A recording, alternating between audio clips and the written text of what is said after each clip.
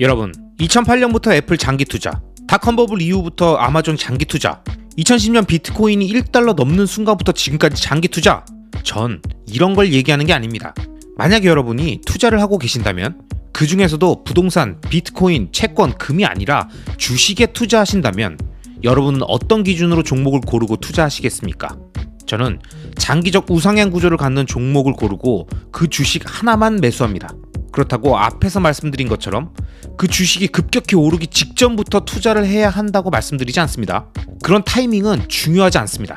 자, 제가 지금부터 주식 투자를 하시는 분들께 장기 투자를 하기 위해 하나의 종목을 선정하게 됐던 과정을 정확히 설명드리겠습니다. 일단 그 전에 만약 이 영상을 보시는 여러분들이 모든 걸 일단 부정하고 보는 사람, 늘 단기로 먹고 빠질 생각만 하는 사람, 짤짤이해서 용돈 벌 생각만 하는 사람, 모든 건 결과론이라는 사람, 개미는 뭘 해도 안 된다는 사람은 지금 당장 이 영상 끄시기 바랍니다. 다 끄셨죠? 자, 그럼 이런 분들 다 털어낸 상태에서 이번 영상 파도 소리 듣고 바로 시작하도록 하겠습니다.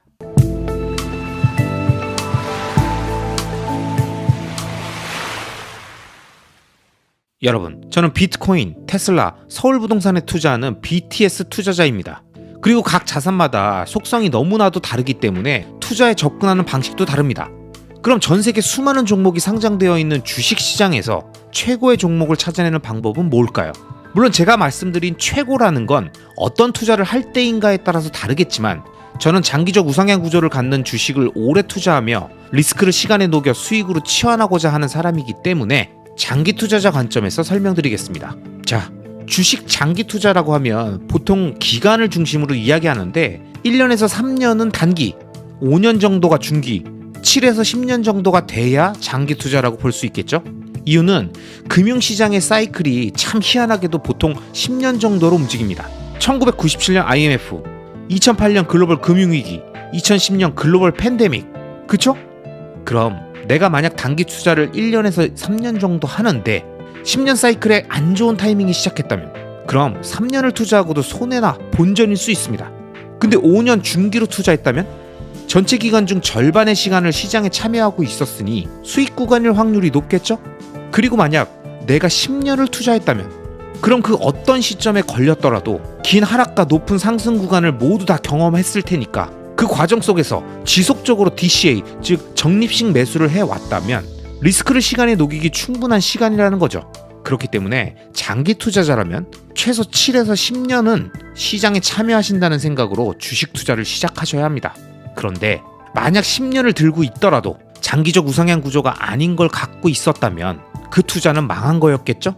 리스크를 시간에 녹이려고 했더니 계좌가 녹아버릴 수도 있습니다. 그렇기 때문에 주식 투자에서 가장 중요한 게 종목 선정입니다. 그럼 어떻게 장기적 우상향 구조를 갖는 좋은 주식을 찾는가? 이게 우리에게 남은 가장 중요한 핵심일 텐데요. 여기서 저는 저만의 기준을 몇 가지 갖고 있습니다. 그럼 순차적으로 그 기준들에 대해서 말씀드리겠습니다. 일단 첫 번째, 세계 최고의 기업이어야만 합니다. 전 세계 시총 1위 기업이든 산업 내 1위 기업이든 무조건 1위여야 합니다. 그래야 가격 결정권을 갖고 시장을 흔들 수 있습니다. 세계 1위 기업은 인플레이션이 와도 디플레이션이 와도 그 기업을 필요로 하는 수많은 충성 고객을 갖고 있고 그들에게 제공하는 기업의 브랜드 가치 때문에 비교적 쉽게 가격 상승 요인을 소비자에게 전가할 수 있습니다. 이게 투자하기 좋은 기업의 매우 중요한 조건입니다. 그리고 세계 1위 기업에 투자하는 것이기 때문에 한국 주식이 아니어도 됩니다. 한국이든 미국이든 중국이든 어디든 자신이 원하는 분야에 세계 최고의 기업이 있다면 그 주식시장에서 그 기업에 투자하면 되는 거예요. 주식이 부동산도 아닌데 우리가 실거주할 것도 아니고 직원으로 입사할 것도 아닌데 왜 굳이 한국 기업에만 투자하려고 하십니까? 한국 기업이라고 더 잘 아는 것도 아니잖아요. 더 잘 아신다고요? 진짜요? 아닐 텐데요.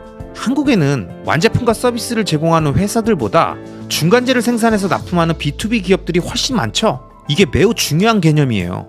그럼 이 내용과 이어서 말씀드릴게요. 장기적 우상향 구조를 갖는 기업 고르는 방법 두 번째, B2C 기업이어야만 합니다. 즉, 부품을 다른 기업에게 납품하는 B2B 비즈니스가 아니라 소비자에게 직접 판매하는 제품과 서비스를 만드는 회사에 투자해야 한다는 겁니다. 왜? 그래야 가격 전가력을 가질 수 있습니다. 원자재 값이 오르면 인플레이션이 발생하고 기업은 제품 생산의 원가가 상승합니다.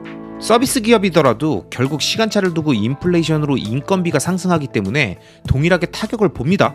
그럼 이때 세계 1등 기업은 높아진 원가를 충성스러운 고객들에게 전가시킬 수 있습니다. 가격을 높여도 충분한 수요를 끌어낼 수 있는 브랜드 파워와 충성 고객이 있으니까요. 하지만 B2B 기업은 다릅니다.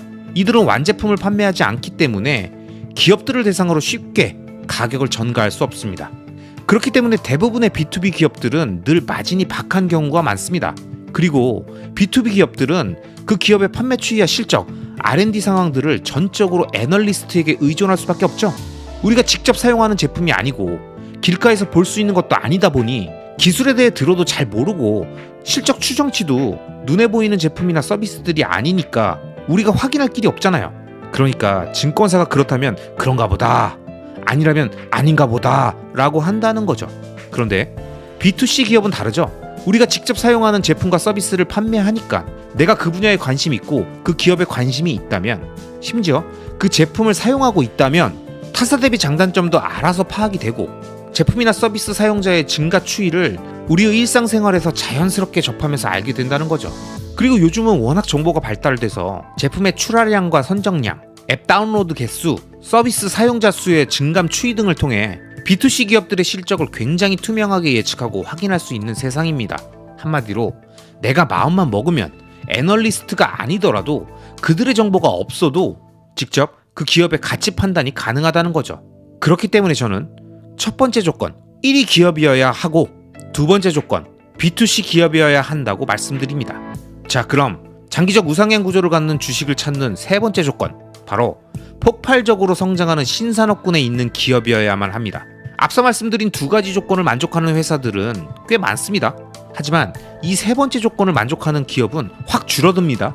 근데 왜 폭발적으로 성장하는 산업에 있어야 하느냐? 이게 궁금하실 텐데요. 많은 분들이 알고 계시겠지만 주식의 가격이 오르는 요인은 크게 실적, 그리고 시장 전반의 유동성, 이 두 가지에 있습니다. 근데 시장의 유동성은 기업 본연의 특성이 아니니까 제외하고 기업의 실적이란 부분은 경기의 영향을 굉장히 많이 받습니다. 경기가 좋으면 실적이 잘 나오고 경기가 위축되면 실적이 자연스럽게 꺾인단 말이죠. 그래서 수많은 기업들이 경기에 따라 매출과 영업이익이 크게 왔다 갔다 합니다. 그나마 앞서 설명드렸던 각 분야의 세계 1위 기업은 가격 전가력이 있고 충성 고객들로 인해 기본 수요가 존재하기 때문에 다른 B2C 기업이나 B2B 기업보다야 상황이 낫겠지만, 그래도 경기가 안 좋은 침체 구간에서는 영업이익이 마이너스로 간다던가 매출이 확 줄어드는 그래프를 보여주기도 합니다.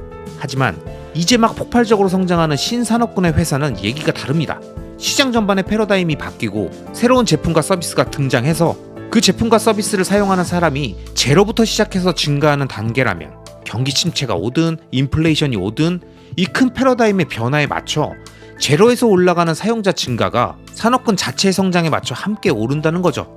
이미 다 성장이 끝난 산업에서는 더 이상 확장될 수요가 없기 때문에 각 기업들끼리 서로 시장을 뺏어먹는 싸움이지만, 폭발적으로 성장하는 신산업군에서는 대부분의 사람들이 이제 처음 그 제품이나 서비스를 쓰기 시작하는 단계이기 때문에 밥그릇 싸움이기 이전에 일단 서로 영역을 넓혀가는 단계이고, 그 와중에서 세계 1위 기업이라면 당연히 그 산업의 성장을 리딩하면서 경기와 상관없이 매년 매출과 영업이익의 증가 가능성이 높다는 겁니다. 물론 제가 여기서 말씀드리는 신산업군이란 기술만 존재하는 산업, 청사지만 가득한 산업이 아니라 현재 사람들이 사용하고 대량 양산이 가능한 산업을 의미하는 겁니다. 자, 여러분, 지금까지 제가 설명드린 장기적 우상향 구조를 갖는 주식을 찾는 세 가지 방법을 쭉 연결해서 한 문장으로 얘기하면 이렇습니다. 대량 양산 체제를 구축해 소비자에게 제품을 판매하며 폭발적으로 성장하는 신산업군에 있는 전 세계 1위 기업의 주식. 저는 이 주식이 좋은 주식, 장기적 우상향 구조를 갖는 주식이라고 생각합니다. 여기까지 쭉 설명을 들어보시니 여러분은 어떤 기업이 떠오르십니까? 저는 딱 하나의 기업이 떠올랐고, 그래서 제 포트폴리오의 주식은 그 기업 하나만 딱 담았고 앞으로도 2030년까지 그 기업에만 투자할 생각입니다. 그리고 주식은 딱 하나면 충분합니다. 나머지는 부동산과 비트코인으로 채워야 되니까요. 아무튼 지금 여러분 머릿속에 떠오르는 그 기업이 무엇이든 세 가지 조건을 모두 충족한다면 그 기업에 장기 투자하실 경우 여러분의 투자 성공 가능성은 매우 높아지실 겁니다. 많은 분들이 눈치채셨겠지만 이 영상에서는 의도적으로 보다 세밀한 기업적 요소를 다 배제하고 굵직한 개념들만 설명드렸습니다. 혹시라도 제가 특정 기업으로 몰아간다는 인상을 드릴 수 있으니까요. 근데 체크해 가다 보시면 사실 그 기업밖에 없긴 해요. 암튼 전 최대한 담백하게 정리해서 말씀드려봤습니다. 혹시 이 영상에 빠진 장기적 우상향 구조를 갖는 좋은 주식을 찾는 본인만의 기준이 있으시다면 영상 댓글에 남겨 많은 분들이 함께 보실 수 있게 공유해 주시면 감사하겠습니다. 이쯤에서 한번 팔았다가 밑에서 다시 잡아야겠다고 생각하시는 분들, 또는 그런 유혹을 계속 느끼고 계셨던 분들이 저희 구독자분들 중에도 많이 계시죠? 사실 이런 사고의 흐름은 당연한 것이기도 합니다. 야, 작년 대하락장에 그렇게 개고생하면서 겨우겨우 버티면서 여기까지 왔는데 이제 좀 숨 돌릴 만해진 상황인데 그걸 왜 파냐? 이렇게 말씀하시는 분들도 계실 테고, 반대로 아니, 근데 그렇게 어렵게 버텨온 건 맞는데 괜히 욕심부리다가 다시 고통스러운 순간으로 가면 어떡해. 연초부터 많이 올랐으니까 계속 간다고 하더라도 한번 쉬었다 갈 거 아니야. 그럼 그때 사면 될까 했지.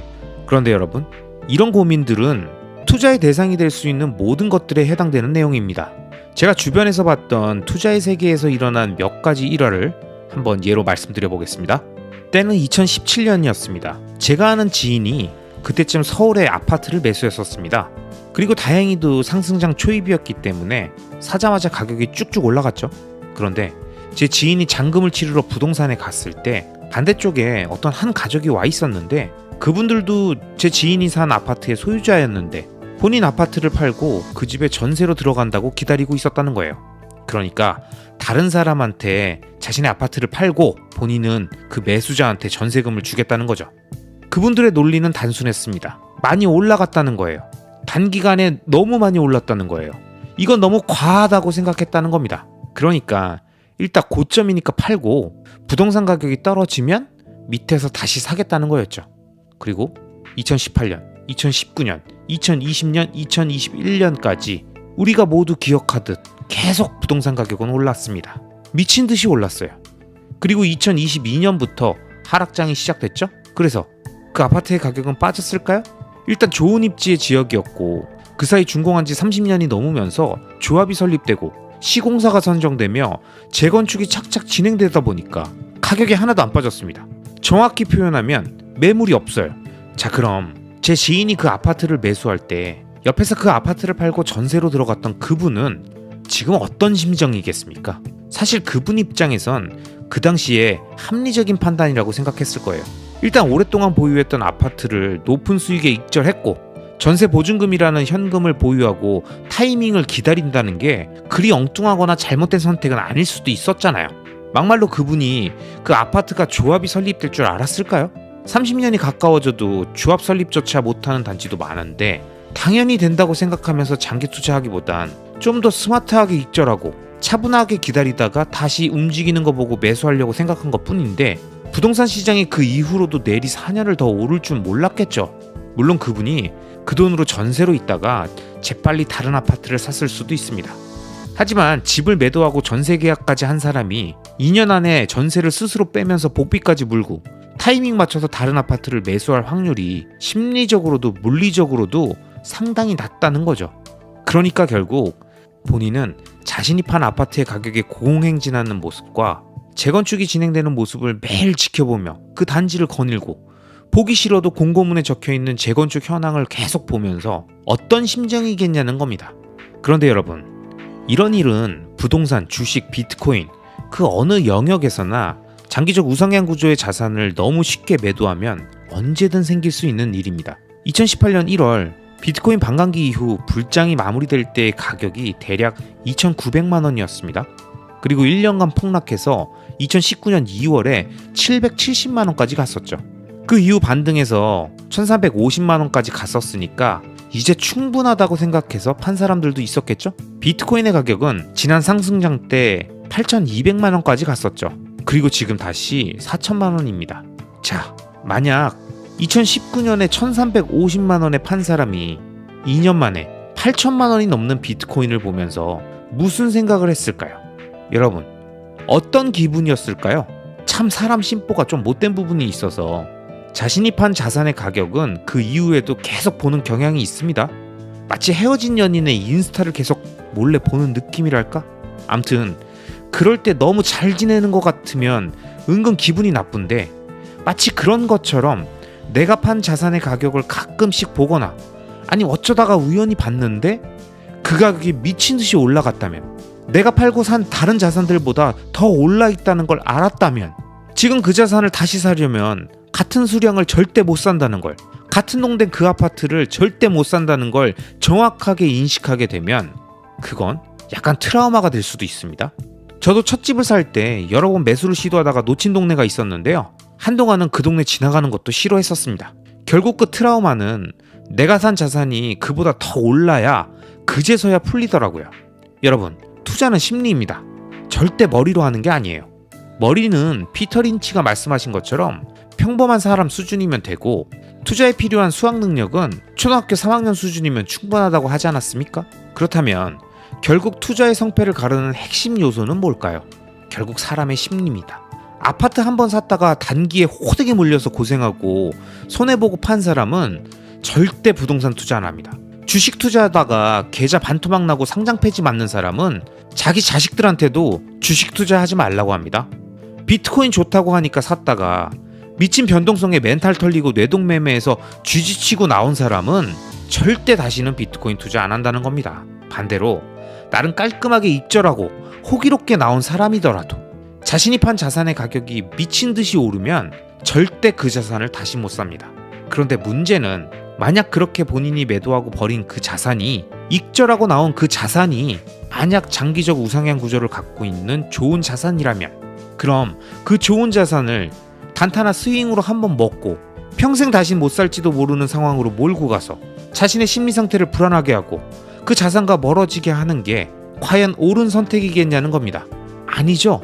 우리가 그렇게 다룰 자산이 있고 소중하고 진지하게 다뤄야 될 자산이 있지 않습니까? 그런데 우리가 처음부터 어떤 자산이 좋은 자산이고 장기적 우상향 구조를 갖고 있는지 알 수 있나요? 그건 말도 안 되죠. 그래서 만약 우리가 현명한 투자자라면 어떤 자산에 투자할 때는 그 자산군의 특징부터 정확히 공부하고 세부적인 요소들로 파고 들어가면서 큰 그림을 모두 파악하고 있어야만 장기적 우상향 구조를 갖는 좋은 자산을 발견할 수 있고, 그렇게 한번 발견한 좋은 자산은 절대 한두 번 투자에 활용하다가 단물 빼고 버린다는 마인드가 아닌 장기간 지속적으로 보유하면서 자산 규모를 계속 키우고 그 자산을 통해 머니 파이프라인을 만들고 담보물로 활용하면서 팔지 않는 자산으로 활용하는 게 세무적으로도 자산 구조적인 측면으로도 훨씬 유리하다는 걸 아셔야 합니다. 왜냐? 장기적 우상향 구조라는 건 뭘 의미하나요? 시간이 지남에 따라 계속 오른다는 거잖아요. 그럼 내가 그 자산을 매수할 때 사용한 레버리지가 있다면, 즉 부채가 있다면 시간의 지남에 따라서 그 부채는 먼지처럼 작아지고 부채를 뺀 순자산의 크기는 점점 커진다는 거죠. 그리고 시간이 지나 그렇게 커진 자산은 좋은 담보물로 활용할 수 있기 때문에 그 자산을 매도해서 양도세를 내지 않고도 필요한 현금을 확보할 수 있는 창구가 된다는 겁니다. 그리고 임대부동산 같은 경우는 매매가와 렌트비가 인플레이션에 따라 계속 상승하면서 어느 순간 월세나 반전세로 바꿔서 월 현금 흐름을 확보할 수도 있고, 테슬라와 같은 고성장주는 과거 애플이 그랬듯 고속성장 과정에서는 높은 주가 상승률을 주고 성장이 둔화되는 순간부터는 배당을 시작하면 배당 성장주가 되겠죠. 그럼 또 월 또는 분기 현금 흐름이 생기는 거잖아요. 그리고 부동산이나 주식 모두 담보대출이 가능하기 때문에 현금이 필요한 상황에선 매우 유용한 담보물로의 역할도 해주고요. 비트코인 역시 현재는 높은 가격 상승만 주목되고 있고 안정적인 담보물로서의 역할을 수행할 수는 없지만 점차 시간이 지날수록 금융권에서 매우 선호하게 될 가능성이 높습니다. 그렇기 때문에 자신이 깊게 공부하고 정확히 이해한 자산이 장기적 우상향 구조를 갖고 있다면, 그리고 그걸 발견했는데 그 자산의 보유가 너무 힘들고 수익 실현하고 싶은 욕구가 계속 머릿속을 맴돈다면 이 질문을 스스로에게 한번 던져보시기 바랍니다. 만약 내가 지금 여기서 이 자산을 팔면 투자 심리와 예측 불가능성 때문에 다시는 살 수 없을지도 모르는데 그래도 팔겠는가? 그래도 팔아 버리겠는가? 이렇게 생각해봐도 팔겠다면 파는 거지만, 만약 이 질문에 망설여진다면 여러분, 그럼 절대 팔지 마시기 바랍니다. 그 자산은 여러분이 그렇게 한번 다루고 버릴 만한 자산이 아닌 겁니다. 트레이딩용이 아니라는 거예요. 만약 머리로는 다 이해했는데도 그래도 잘 제어가 안 된다면 이렇게 생각해 보세요. 만약 그 주식이, 만약 그 비트코인이 수익이 나서 판다면 수익의 절반을 양도세로 정부에 내야 된다. 이렇게 생각하며 자신의 뇌를 속이세요. 미국 주식은 실제로 양도세가 22%인데 그거의 2배가 넘어도 과연 팔겠습니까? 비트코인 매도하면 수익의 50%는 무조건 세금이라면 그래도 굳이 익절하겠냐고요. 아마 많은 분들은 고민하시다가 매도를 접을 겁니다. 그게 바로 부동산 투자자들이 장기 투자를 하는 이유입니다. 부동산이라는 자산이 장기 투자가 되는 이유는 여러 가지가 있겠지만 그 중에서도 큰 이유가 바로 세금입니다. 제도적으로 장기 투자를 해야 세법상 유리하니까 쉽게 매도할 수 없는 거래 시스템이다 보니까 매도를 고민하다가도 그냥 참고 또 참고 하다 보니까 어느새 5년, 10년 그렇게 흘러가고 결국 큰 자산을 형성하게 된다는 거죠. 근데 주식이나 비트코인 같은 금융자산은 너무 쉽게 팔 수 있고 세금도 거의 없고 맘만 먹으면 언제든 팔 수 있으니까 매도를 너무 쉽게 생각한다는 겁니다. 그리고 그 매도의 편리함이 결국 본인의 장기 투자를 막고 좋은 자산을 발견하고도 금방 헤어지게 만들고 쓸데없이 타이밍을 재는 상황을 연출하며 언제든 매도의 늪에 빠져들게 할 수 있습니다. 그렇기 때문에 만약 장기 투자를 하겠다는 분이라면 비트코인을 절대 거래소에 놓지 마시고요. 하드웨어 월렛으로 옮겨서 스스로 온전히 보관하면서 거래를 어렵게 만드셔야 합니다. 주식 역시 미국 주식처럼 양도세가 22%나 나오는 상황에서 언제든 샀다 팔았다 하고 싶은 충동을 제어할 수 있는 장치가 있는 게 심리적으로 더 유리할 수 있습니다. 자, 여러분, 오늘은 연초부터 많이 상승한 비트코인과 미국 주식의 익절 욕구가 솟구치는 분들을 위해서, 다시 하락할까봐 두려워서 잠깐 현금화할까를 고민하고 있는 분들을 위해서 다양한 사례와 상황을 설명드렸습니다. 그리고 마지막으로 한 말씀 드리겠습니다. 여러분, 가능하면 여러분 스스로의 의지를 너무 믿지 마시기 바랍니다.